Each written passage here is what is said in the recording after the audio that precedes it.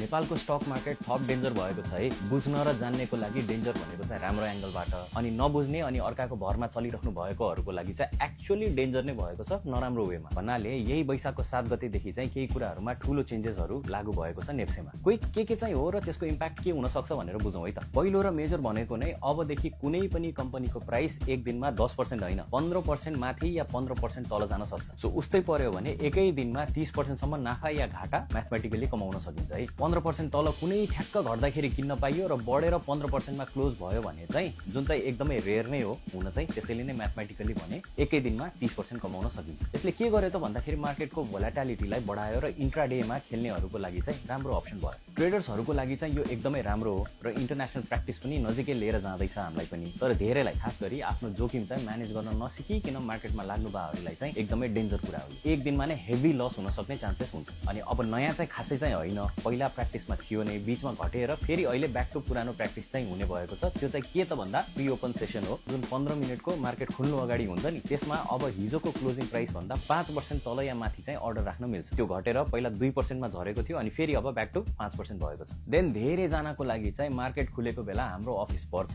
या विदेशमा छु, कामको समय परिरहेकोले मार्केट हेर्न पाइँदैन, सो अर्डर राख्न मिल्दैन भन्ने खालको समस्या पनि धेरैको थियो नि हैन। त्यो चाहिँ अब हट्ने भएको छ। मार्केट खुल्नु नै पर्छ भन्ने हुँदैन, तपाईले कुनै पनि बेला चाहिँ अब मार्केटमा अर्डर राख्न मिल्छ।